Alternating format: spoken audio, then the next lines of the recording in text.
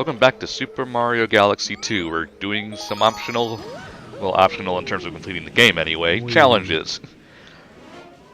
The chimp is going to make us get a high score. Not that score ever matters in these games anymore. Well, now it suddenly does, because a star's on the line. Now, it wasn't until 3D World where they decided to make the Octorok enemies more resilient. Yeah. Like, I think this is the last game where you can just jump on them. In 3D World, you have to actively stomp on them. Or spin them, in the case of Rosalina. Which is why I play as Rosalina every time I do the final challenge level. Unfortunately, for true 100% completion in 3D World, Reset! Yeah, that would be a reset for me. In 3D World, in order to get true completion, you need to complete every level as all 5 characters, including Rosalina. And that was fun. No, there is a way you can cheat that though. If you're doing a 4-player playthrough, or you know, if you're a lonely fuck, you can just get friends. You can just get plug in all 3 extra controllers at the end of each individual level, but you can have all 4 characters touch the flagpole, and it counts as them all having completed the level. But you still have to go through all the levels again as Rosalina. Yeah, you still have to do 2 complete playthroughs, but you know, it's better than having to do 5. Yeah, you know. But, I haven't bothered to do the full complete playthrough yet because, goddamn, and I just don't have the time for that. Man. Yeah, that's pretty much what well, besides being tedious. Man, right.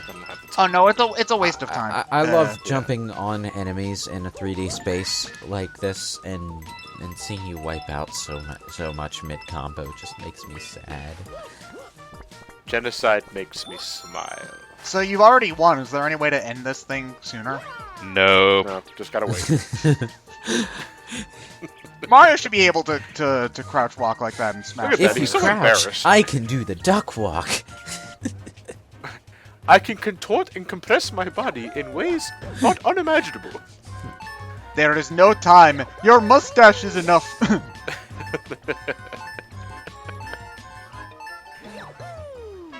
that was tedious. So, like, who's like goading Link into making his face the greatest in Korodai? It's not Bowser. He hates him.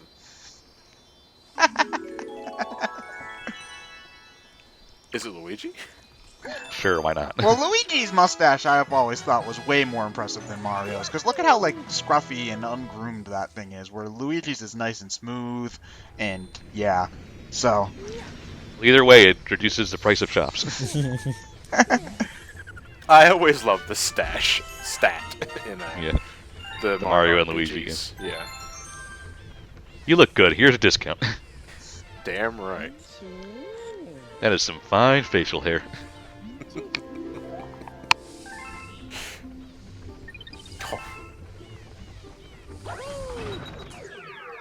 Alright, back to World 2. You do know there's a quick travel option, right? It takes longer to just go to the... to go out to the world and then zoom back in. We're in this Starship Mario. We're gonna use this Starship Ryan Mario. is right, though. It does take a little while to open up the menu. Quick travel's really only useful if you're trying to get from, like, World 7 to World 1. And that kind of thing. Yeah. I guess. So, what are we getting now? I think... So wait, the extra pathway with the Dash Pepper, isn't that also where like a Luma is, or did we just get the last extra time star we were the first here, time? we got the extra We star. got the extra star the first time. Okay, so now we're doing the normal pathway. Yep. Unfortunately, this is one of those cases where the extra star is quite a ways into the level, so we need to go through most of the level again. Well, this level's just fun to do, so I don't really mind it that much.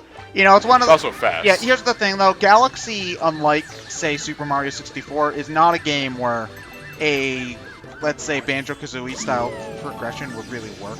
Because in Banjo-Kazooie, you know, when you get a Jiggy, you just continue playing the level. That could have worked in, I'd say, about 90% of the Super Mario 64 cases. But in Galaxy, when you're normally teleported to a brand new section of the level with a Luma hidden path, there's Yeah. really no way back most of the time. So there really isn't Yeah. much you can do besides. Galaxy would have to revert to a formula like that for it to work.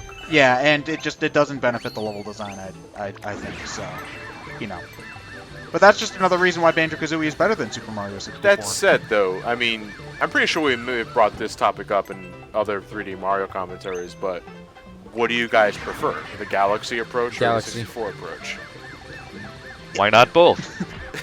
Because they're diametrically opposed in terms of level design. Camera? Camera? I'll jump off Yoshi. That usually helps. Well, you're saying that, John. I generally prefer it. It depends on the and this is going to be such a cop-out answer at first, but just bear with me. It depends on the type of game, because I think when it comes to Mario, where he has a set amount of abilities, like he doesn't grow an awful lot throughout the course of the game. I would prefer it to be a little bit more straightforward, but like when you've got a game like Banjo, for instance, where the whole point is that you're growing constantly as a character through new abilities and power-ups and things like that, then, you know, having things be a little bit open-ended makes it a little bit more like a 3D Metroid in a lot of ways. So I would kind of prefer that, although the first Banjo-Kazooie game is not perfect about that either, because there's like a point throughout most of the game you can go straight from level to level, and there's like one instance where you have to backtrack, which just seems really out of place. Easy Peak. Yeah, Freeze Easy Peak. Whereas one of the reasons why I like Banjo-Tooie is that they build backtracking into the gameplay, because, you know, you get a lot of different abilities, and you backtrack the levels more often, but for one thing, there's hidden paths all over the place, and for another thing, it's just part of the game design. And I know I'm kind of weird among Banjo-Kazooie fans for liking the sequel more than the original, but, you know, that's a topic for whenever we eventually get to those games. So, you know, And that's entirely up to you, Ted. Oh, I need to get around to actually buying Rare Replay. Money has not been right for it yet, because At an Xbox One. no, my brothers have an Xbox One. I'll just borrow. Oh, that's right. I remember you I'll telling me. borrow theirs whenever I get to those. Oh, look, it's time You for. want to play our Call of Duty? I'm playing Banjo. Playing a real game. I think the reason why people want to see a return to the 64 formula is because there was something appealing about being able to do stars out of order, quote unquote, I guess, because it's not really out of order if they're so easy to get in out of order status. But you know, I see people detest Galaxy. Well, detest is kind of a strong word, but they're against the linear structure of Galaxy because it limits what they can do in a 3D space. I think linear, non-linear both have their their places. I also think that some things depend on the type of. Oh yeah, we're Sonic Mario now. So you see, Sonic just can't rip off Mario. Mario can rip off Sonic. Yeah. I think, you know, they're completely different styles of games. I also think that people are just hungry for a 3D platformer exploratory type of game, because we haven't seen many of those.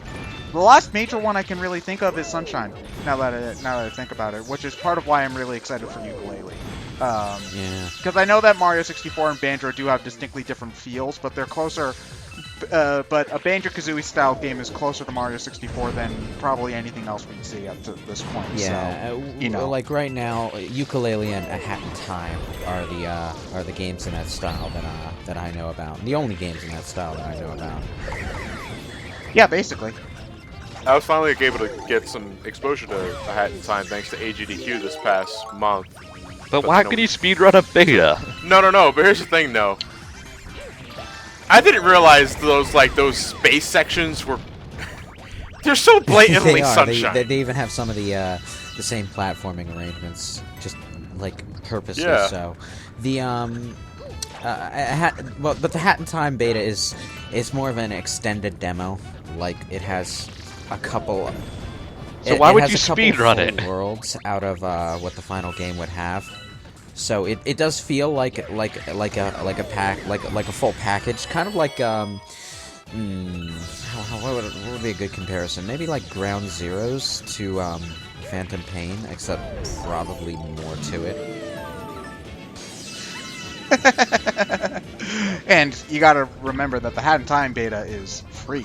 Well, And- no, Yeah, it's not really free per se. It's like you get the beta if you pre-order the game. At the Sign of Blood Pact. Yeah, I pre-ordered the game for myself and my girlfriend, so we both have access to the beta. It controls like a dream, though. You kind of have to play to understand, but it has really flowful feeling control, especially when you play with a gamepad. It's control is always the hardest thing to explain. Yeah. To another gamer. Yeah, but it's so important, especially in these kind of 3D type of games. Like Banjo-Kazooie has great control. Mario 64 has pretty good control for its time. Galaxy controls just absolutely amazing. But it's just in a game where platformers in particular need to have great control. Is part of it. It's part of that reason. That's part of a big part of the reason why Sonic fans weren't exactly on board with Sonic the Hedgehog for Episode 1, or with several of the 3D games after the Adventure series. But Hat in Time's control has like just the right amount of speed, flow, and jumping control to make it a joy just to play as the character. And if the basics of control are fun, even without any specific level design attached to it, then you've got a winner as far as platforming control goes. And a Hat in Time manages to nail that perfectly. Oh yeah, there was a level that we could have talked about. What do you? It's like Rock Mario. I don't like Rock Mario. I like it. Keep rolling. I like it as a means of destroying things. I hate when they ask me to be precise. Yeah, there's this one long course that you have to go through as Rock Mario. I think it's later on in the game. Oh, I know the one you're talking about. That's like Yeah. the only course that I saw the goddamn. I'm for Starbits. Yeah, well, you can grind for. That's the only course I saw the Cosmic Rosalina Yep. pop up in, if I remember correctly. Ooh, we'll get to that when we get to that. It's the exact same. If you look at my review, that's where I showed off Cosmic Rosalina 2 for good reason, because fuck that stage, man. But yeah, Ryan is right. It is the best place to grind Starbits. Yeah. Well, I mean, I will give Galaxy 2 credit for having some very interesting power-ups, but it's I will say one thing also about Galaxy 2 that I will give it credit for is that it's a lot harder than Galaxy 1. Because Galaxy 1, I love that game, but for the most part, it's pretty easy, like a handful of standout things aside. Galaxy 2, if you're looking for a challenge, will probably scratch your itches a little Yeah. bit. They stated that before the game was released that their intention was to make Galaxy 2 a harder game than the first one. They sort of compromised on that by including the Cosmic Guide, but Well, it's not quite Super Mario Galaxy for super players. Oh, no, it's not But lost it's- levels, but No, yeah, it's not lost levels. It's more. I would say that it kind of ramps up a little bit. Like the first levels are about on par with difficulty to Galaxy 1's first couple of levels. And if you're just trying to go for 60 stars, both games are pretty easy. But I'd say it's the optional levels that are more difficult in Galaxy 2 than they are in Galaxy 1. Yeah, that's a good way, probably. that to and put it. Galaxy 2 introduced the tradition of including a final challenge level when you got all of the stars. Yeah, we'll get to Grandmaster Galaxy. I wanted to bring up Cosmic Rosalina for just a second. Cosmic Rosalina was, I think, this is probably only the second or third game to include the Super Guide feature. Because I know that New Super Mario Bros. Wii had it. And maybe Donkey Kong Country Returns had come out before this, but this is one of the first games to have Super Guide, and I'm not really sure how I feel about it. At the very least in this game, it doesn't punish you for even having it appear as much as it does in the first New Super Mario Bros. Wii. Because in New Super Mario Bros. Wii, if the thing even showed up, you lost your shiny stars on your profile and you couldn't get them back. In this case, if you use Cosmic Rosalina, you get a bronze star, but you can do the level again and get the normal star. Yeah. Yeah. And there's no penalty for having her show up at all. So, That was the only thing I hated about Super Guide, was that if it even showed up, you lost your shiny stars. That's the only thing I hated about it, because if it's there, it's there. I don't have to use it because I like to think I'm competent in playing a platforming game, and I'll show you. If anything, it drives me to want to be a better player. Well, without no, it having to use doesn't. No, in case of like Donkey Kong Country Returns, I hated that goddamn pig. I despise that pig, like with a burning passion. But Yeah, but it shouldn't affect whether or not my stars in the save file is shiny or not, because that's horseshit. I didn't use the damn thing. I just looked at it. Okay, I only looked at it. I didn't touch it.